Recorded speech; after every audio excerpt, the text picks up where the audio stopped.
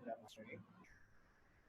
बेटा तमाम बच्चे ज्वाइन कर चुके हैं, लास्ट टाइम हम मैट्रिक फिजिक्स चैप्टर नंबर 1 की बात कर रहे थे और उसमें हमने बात कर ली थी साइंस की डेफिनेशन क्या होती है और उसकी जो मेन क्लासिफिकेशन क्या लें, ब्रांचेस क्या लें, यानी कि फिजिकल साइंस, बायोलॉजिकल साइंस, इसकी हमने बात की थी और ब्रांचेस ऑफ फिजिक्स की बात कर रहे थे।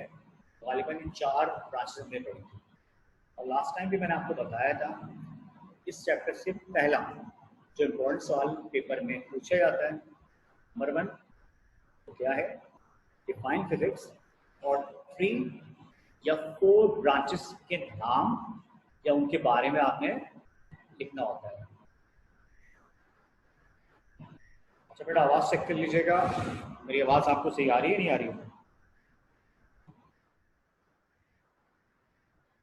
अब्दुल्ला अशफाक को आवाज नहीं आ रही, आवाज सही नहीं आ रही, ये तो है बड़ी तेज आवाज आ रही है अपनी। अपने माइक वगैरह चेक कीजिएगा।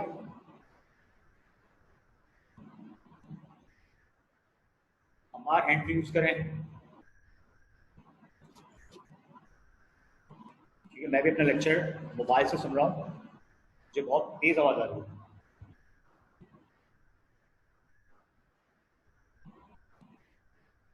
अब्दुल्ला अशफाक, साउंड का इश्यू सही हुआ? बेटा वॉल्यूम बढ़ाओ। अच्छा बेटा आज हम फिजिक्स की मजीद ब्रांचेस पढ़ेंगे और आपको उनमें से कोई भी 4 ब्रांचेस जो इजी लगे वो आप याद कर लीजिएगा, ठीक है? अब बात करते हैं पहले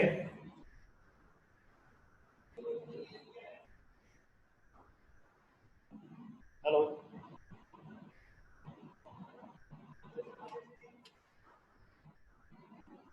वालेकुम सलाम। हाँ बेटा ज्वाइन।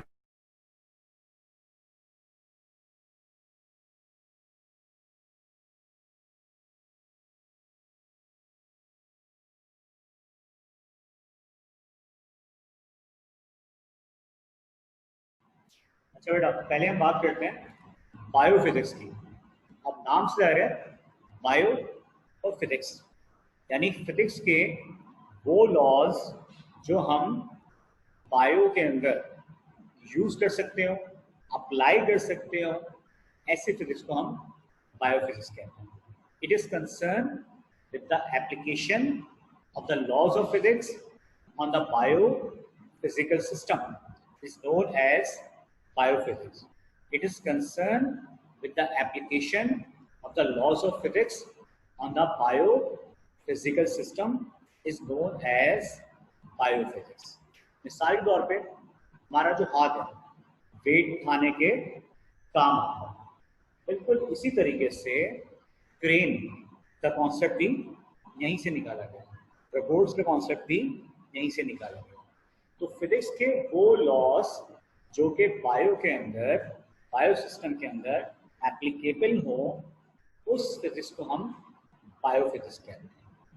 यह फिजिक्स आजकल बहुत ज़्यादा यूज हो रही है, तो बहुत ज़्यादा काम हो रहा है, ठीक है? अगला है प्लाज्मा फिजिक्स। प्लाज्मा देखें, आप पढ़ते हैं मैटर की 3 स्टेट होती हैं, solid, liquid, gases.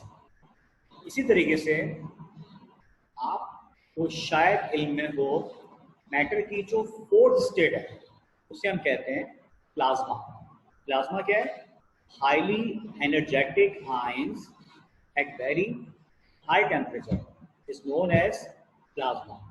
Highly energetic ions at very high temperature is known as plasma and the study of plasma is known as plasma. Plasma क्या है? 4th state of matter.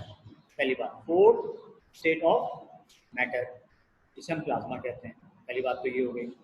दूसरी क्या है कि जितने भी स्टार्स हैं इनकी जो सरफेस है वो क्या होती है? प्लाज्मा होती है।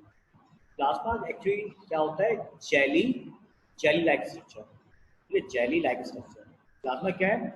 4th state of matter look like a jelly like structure। और तमाम प्लैनेट्स जो हैं, तमाम प्लैनेट्स का जो स्ट्रक्चर है वो क्या है, प्लाज्मा। अच्छा लिखा हुआ है, it is concern with the properties of highly ionized atom या highly energetic atoms with bared nuclei and electron. Bared यानी बहुत एक्साइटेड स्टेट में न्यूक्लियाई कहलाती है। क्या है, it is concern with the properties of highly ionized atom. और तमाम स्टार्स बेटा जो सरफेस होती है उसे हम क्या कहते हैं, प्लाज्मा स्टेट। ठीक है बेटा, प्लाज्मा क्लियर हुआ?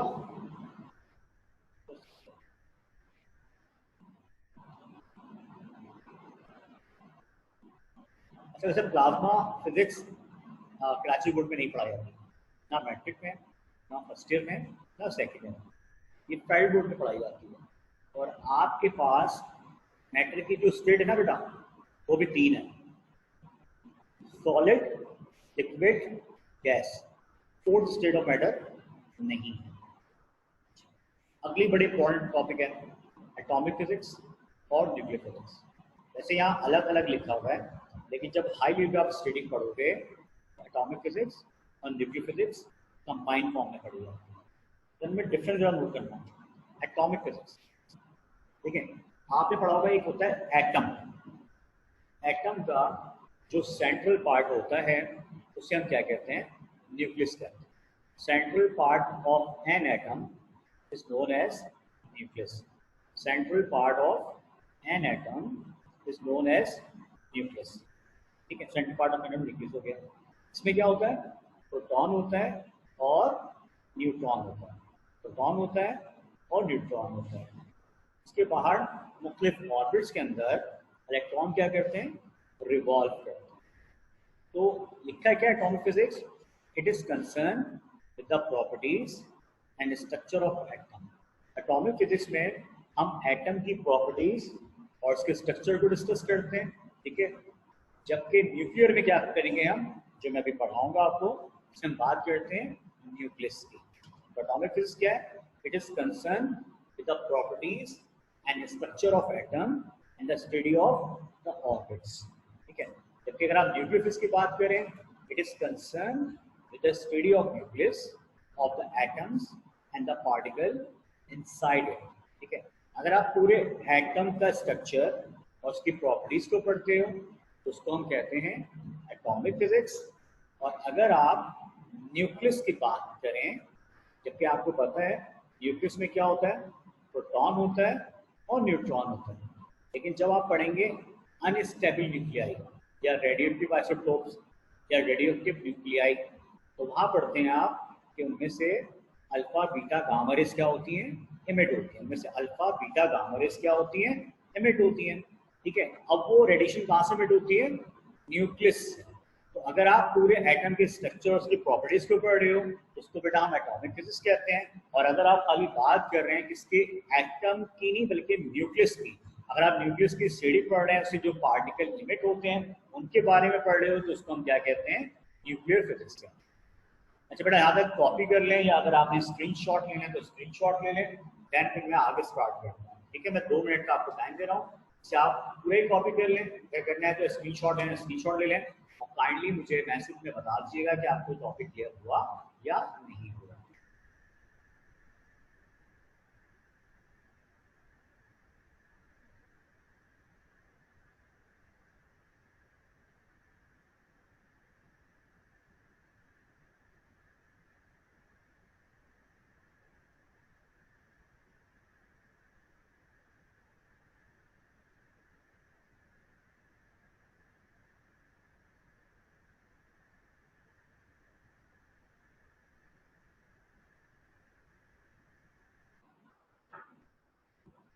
अच्छा बेटा, चैट बॉक्स में भी कम से कम बता भी दीजिए ये न्यूक्लियर फिजिक्स एटॉमिक फिजिक्स आपको क्लियर हुआ नहीं हुआ है।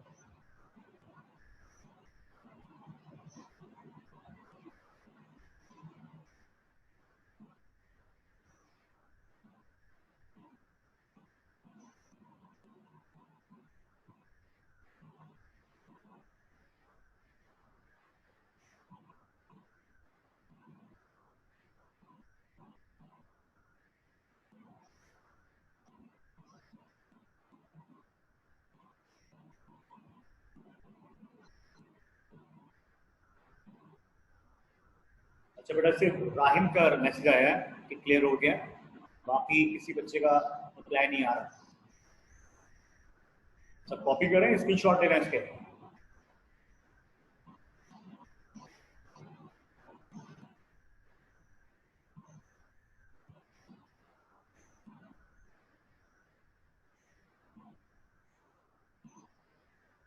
हाँ बेटा पूछ लें, राहिम पूछें।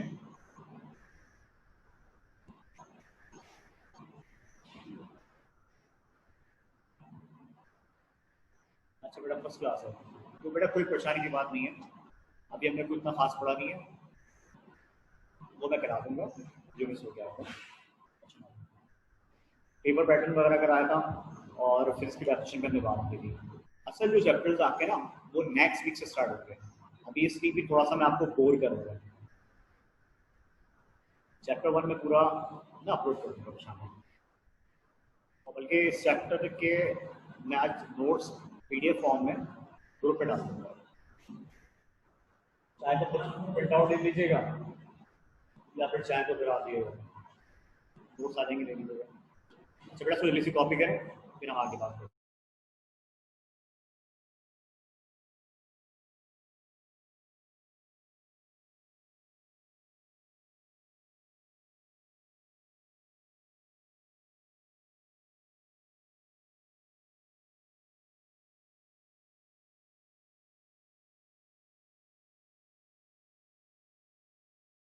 चले बेटा अब बात करते हैं ऑप्टिक्स की।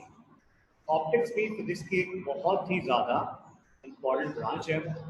नॉर्मली ऑप्टिक्स का जो टॉपिक है वो रिलेटेड है सिर्फ लाइट से, ठीक है। कि अगर आपकी आई साइड वीक हो तो आप मुख्तलिफ शॉप पे आते हैं, राग ऑप्टिक्स, अमीन ऑप्टिक्स, निदा ऑप्टिक्स, एक्सेट्रा एक्सेट्रा। ऑप्टिक्स है क्या? It is a study of propagation and behavior of light and also the instrument made by the lens. Optics में हम लाइट के बिहेवियर और उसके प्रोपगेशन यानी एक जगह से दूसरी जगह जाना और जो इंस्ट्रूमेंट लेंस से बनाया जाता है, जैसे आपके पास ग्लासेज हैं, माइक्रोस्कोप है, टेलीस्कोप है, कंपाउंड माइक्रोस्कोप नाम सुना होगा, ये जो डिवाइस बनाई जाती हैं सब ऑप्टिक्स में। इस तरह प्रिज्म है, ग्लास स्लैब है, concave lens, convex lens, plane mirror, ये सारे के सारे ऑप्टिक्स में ही हैं। ऑप्टिक्स ऑप्टिक्स है क्या?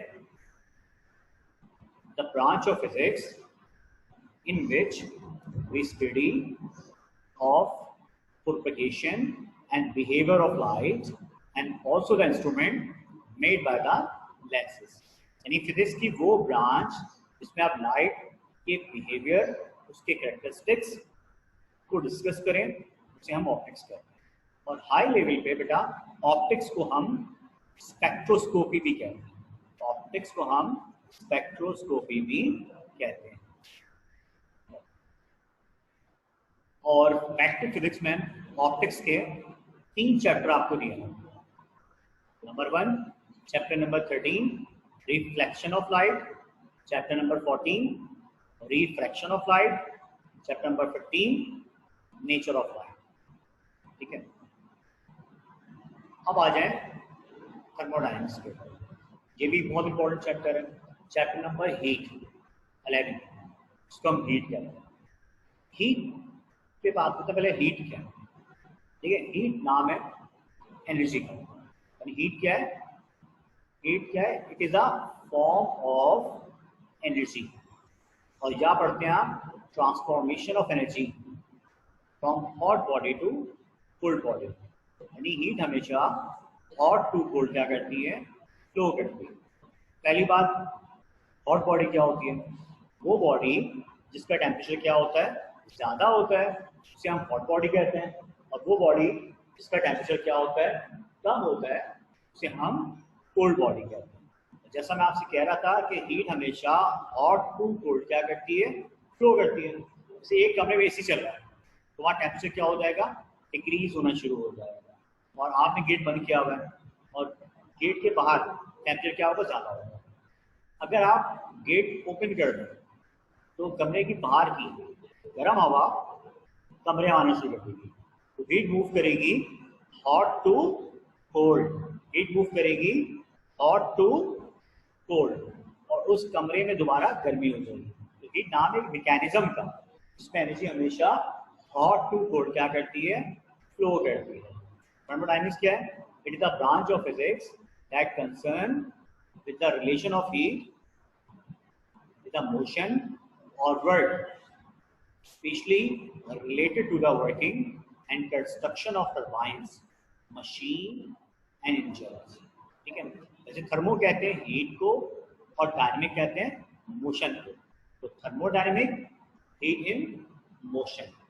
जब आप सेकेंड ईयर में आओगे तो वहां पे पूरा एक टॉपिक दिया थर्मोडायनेमिक का। वहां पे आप पढ़ते हैं कि हीट एनर्जी कन्वर्ट हो जाए यूजफुल वर्क में, या वर्क कन्वर्ट हो जाए हीट में, तो उसे हम थर्मोडायनेमिक कहते हैं। ठीक है, अदरवाइज फ्लो ऑफ हीट, इस विधि को भी हम थर्मोडायनेमिक कहते हैं। अच्छा भाई, अब अगला है एस्ट्रोफिजिक्स। ये फिजिक्स की सबसे पुरानी ब्रांच है और आजकल इसको हम कहते हैं सैटेलाइट कम्युनिकेशन। ठीक है, सैटेलाइट कम्युनिकेशन। एस्ट्रोफिजिक्स से बेटा क्या मुराद है? It is concerned with the application of the laws of quantum physics in the field of astronomy। Astronomy से क्या मुराद है? नहीं क्या है, सुनिए। हम जिस यूनिवर्स का पार्ट है, इस यूनिवर्स को हम कहते हैं मिल्की वे। मिल्की वे, हम इस यूनिवर्स को क्या कहते हैं? मिल्की वे कहते हैं। इस मिल्की वे में जो सबसे बड़ी जाइंट बॉडी है वो क्या है? सन। सन क्या है? स्टार। ठीक है, अच्छा बेटा मैं देखता हूँ दोबारा। ठीक है, हम जिस गैलेक्सी का पार्ट है उसे हम कहते हैं मिल्की वे, और इस मिल्की वे में जो सबसे बड़ी जाइंट बॉडी है वो क्या है? सन है।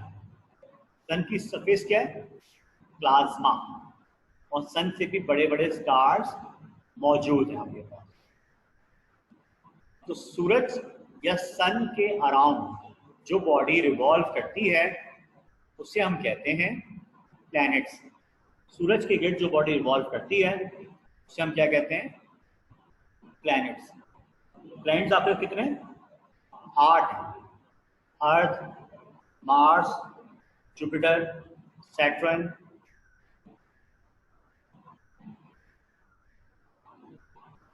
चलो दोबारा सुनिएगा, शायद आवाज कट रही है।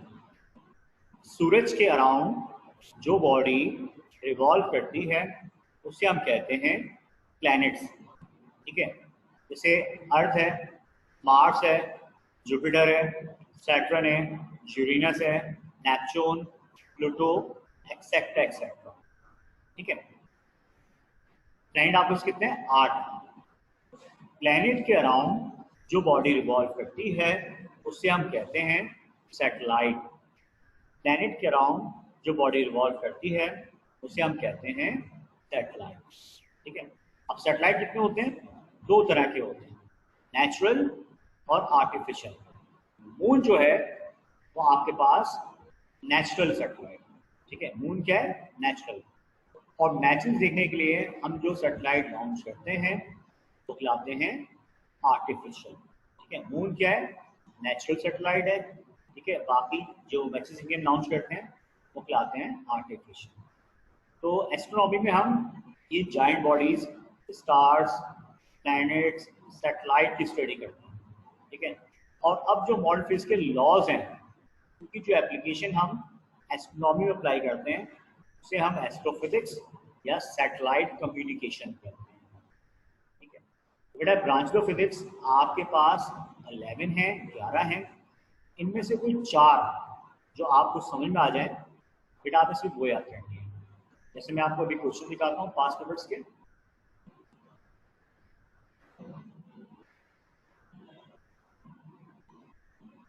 अब बेटा राहिम के पास इशू आ रहा है, शायद बाकी किसी को नहीं आ रहा। राहिम कुछ कॉन्सोनेंट यूज कर रहा हो बेटा। अच्छा बेटा एक 10 ईयर देखिएगा, define physics and name of any 2 branches. 2005 में सवाल आ गया। फिर देखिए हम 11, पर 10 में भी आया हुआ, 11 में भी आया हुआ। चेक कीजिए, डिफाइन एनी 3 ब्रांचेज ऑफ। तो 2011 की बात करें, define physics and write down only the name of 4 branches. 2013 की बात करें, define physics and right the name of any 4 branches of physics.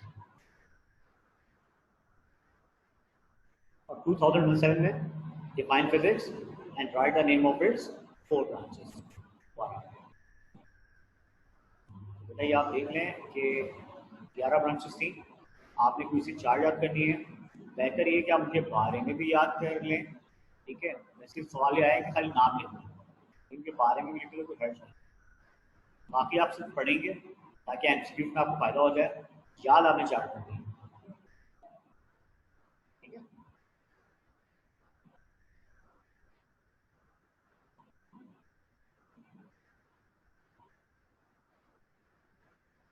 बेटा देखिए, इसको मैं आपको 2 मिनट का टाइम दे रहा हूँ, इससे आपने कॉपी करना है, जो भी करना है उसको कर लीजिए, और फिर इससे रिलेटेड जो सवाल हैं मुझसे आप पूछ लें।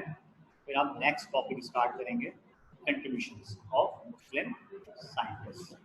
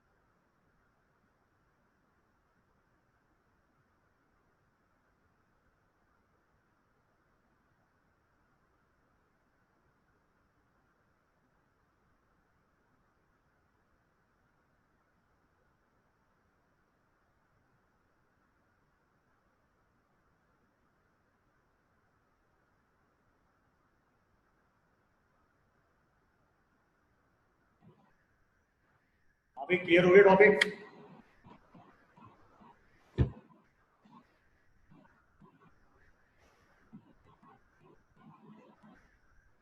आंसर हो गया, ठीक है बेटा। 5 मिनट बाद मीटिंग डिस्कनेक्ट हो जाएगी, ठीक है? तो उसको आप लोग ना इसी लिंक पे दोबारा ज्वाइन कर लीजिएगा। बेटा मोहम्मद रियाज सिर्फ 2 क्यों आ रहे हैं? सिर्फ 2 स्क्वाड ये दी क्या?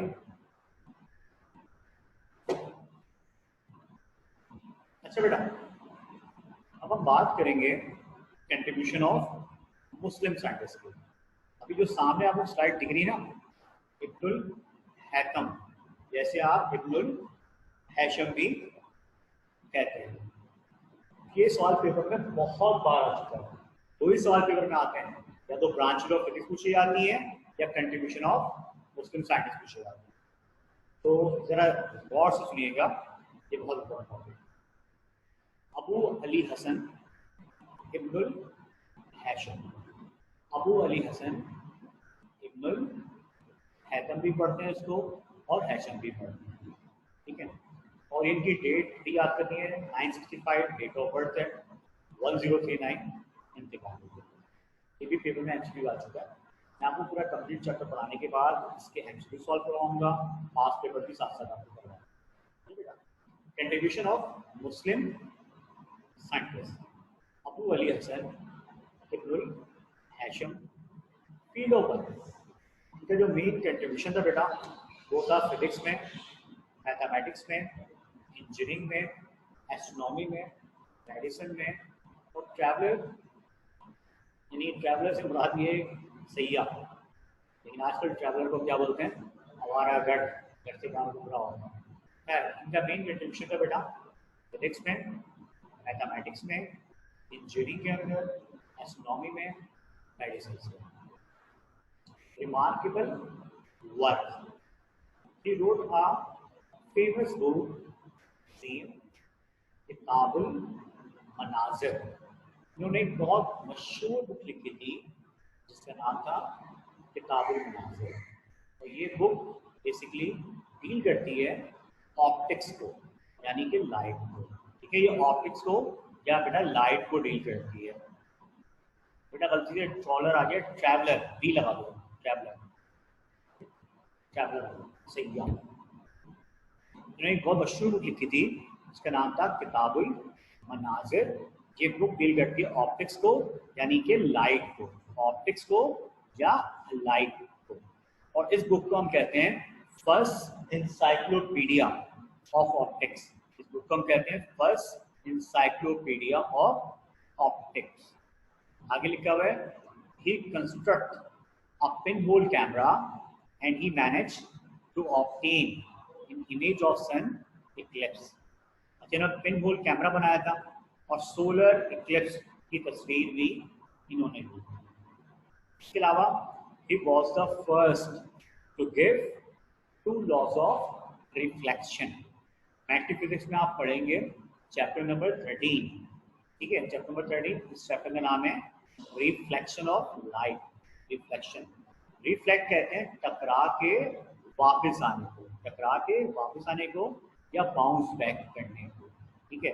जैसे कहीं पानी पड़ा हुआ है, उस पर लाइट पड़ रही हो, तो लाइट क्या करती है बेटा? उस पर रिफ्लेक्ट करती है। तो he was the first to give 2 laws of reflection. मैं बेटा रिपीट करता हूँ, इब्नुल हैशम या Ibn al Haytham, 965 to 1039 AD। Field of work physics, mathematics, engineering, astronomy, medicine and travel. इन्होंने एक बहुत मशहूर बुक लिखी थी जिसका नाम था किताबुल मनाजिर। किताबुल मनाजिर ये बुक डील करती है बेटा ऑप्टिक्स को, यानी कि लाइट को, और ऑप्टिक्स को हम स्पेक्ट्रोस्कोपी भी कहते हैं। He construct a pin hole camera and he manage to obtain image of sun Eclipse.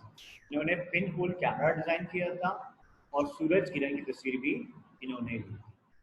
He was the first to give 2 laws of reflection।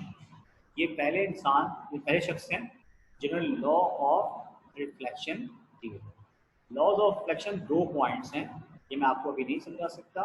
Chapter 13 जब आप पढ़ोगे तो बेटा उस वक्त आपको समझाएंगे। जल्दी से बेटा इसको भी कॉपी कर लें और कोई कंफ्यूजन है मुझसे आप पूछ लें।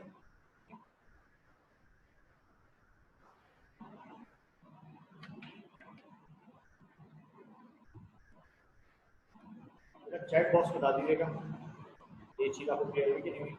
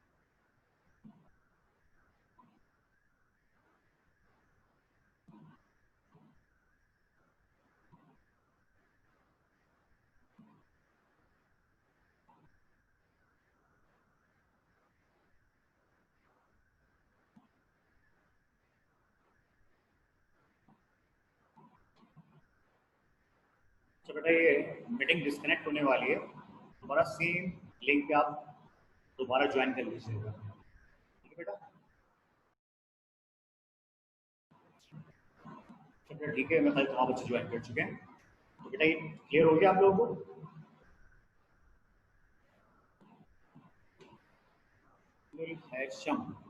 लोग इब्नुल हैथम भी कहते हैं, इनके कंट्रीब्यूशन आपको क्लियर हो गए तो हम आगे चलते हैं, अदरवाइज आप बोलेंगे तो मैं इसको रिपीट कर देता हूँ।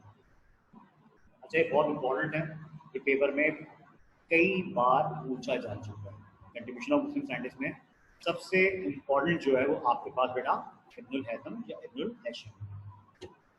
अगला अल बैरूनी, इनका पूरा नाम था अबू रेहान अल बैरूनी। नाम इनका अल बैरूनी जो है कि ये घर से बाहर ही रहते थे। इनका नाम है अबू रेहान अल बैरूनी। ये बहुत बड़े एस्ट्रोलॉजिस्ट हैं। एस्ट्रोलॉजिस्ट क्या होते हैं मैं आपको समझाऊंगा। इल्म नजूम के माहिर, ठीक है, इल्म नजूम के माहिर माने जाते हैं, इल्म नजूम के माहिर।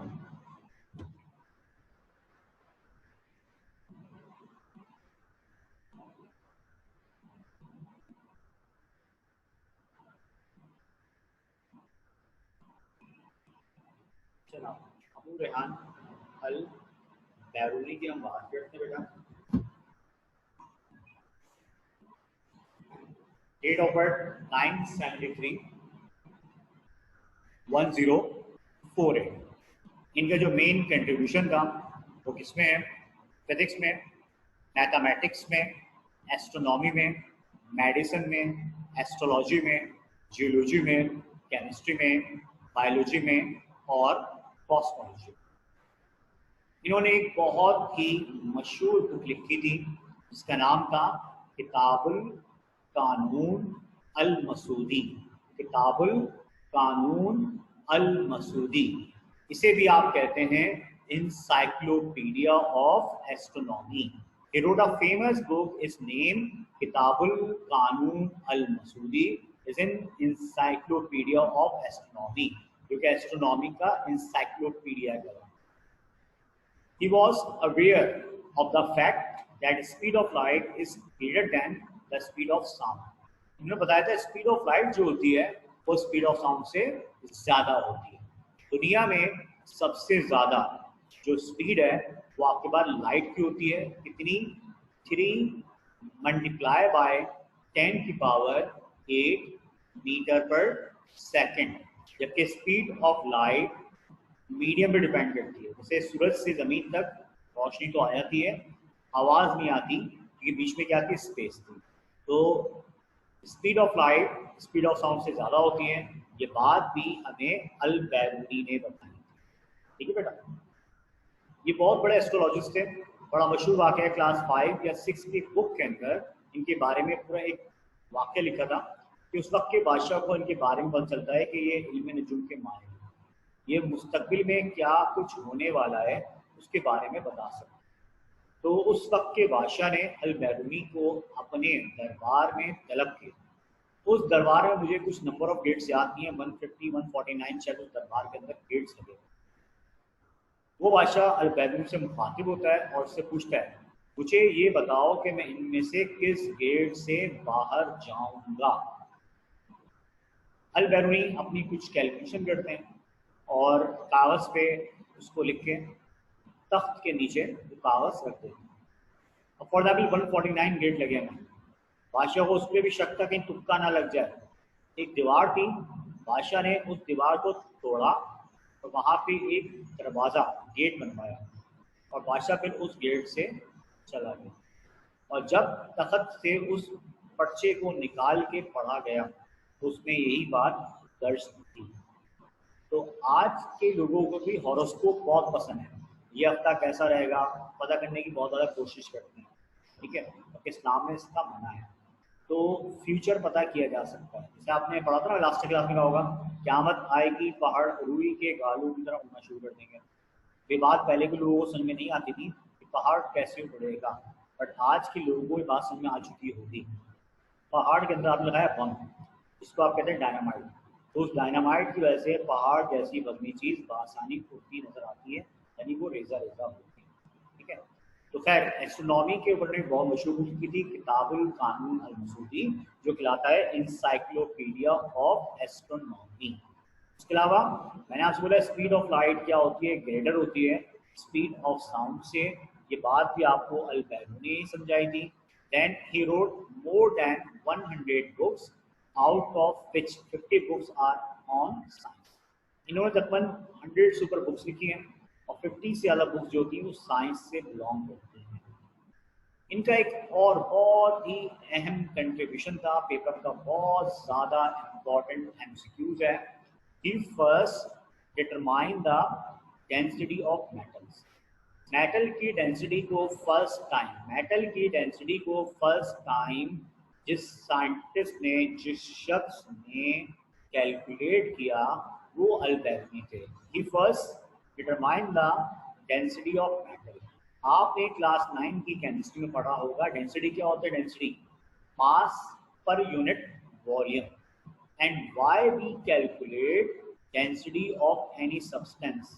डेंसिटी आपको बताती है कि कोई चीज़ कितनी ज़्यादा प्योर है या कोई चीज़ कितनी ज़्यादा खालिस है। किसी भी चीज़ की प्योरिटी को मालूम करने के लिए, कैलकुलेट करने के लिए हम उसकी डेंसिटी फाइंड करते हैं। तो मेटल की डेंसिटी को भी फर्स्ट टाइम अल बैरूनी ने सिंपली क्या किया था, कैलकुलेट किया था। He first determine the density of magnets.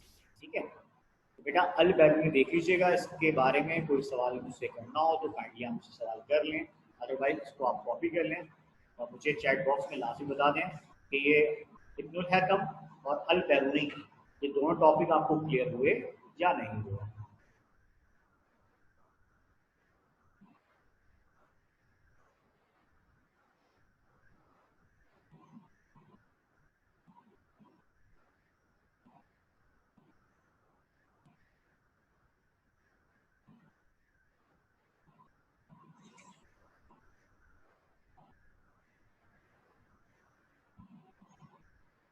बाकी बच्चे भी मुझे रिप्लाई कर दें।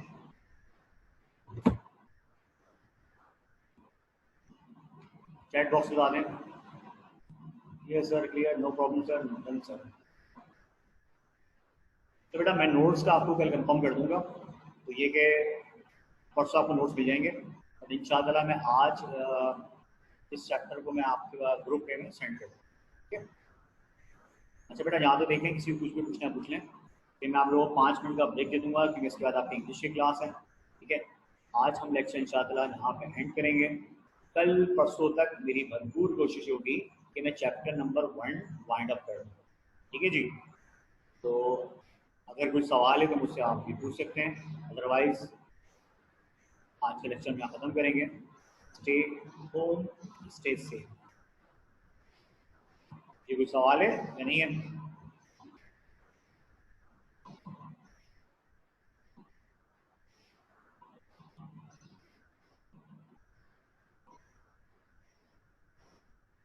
तो बेटा फिर थैंक यू, अल्लाह हाफिज़। इंशाअल्लाह कल मुलाकात होती है इसी वक्त, और अपने कैमरे पर ऑन कर लीजिएगा।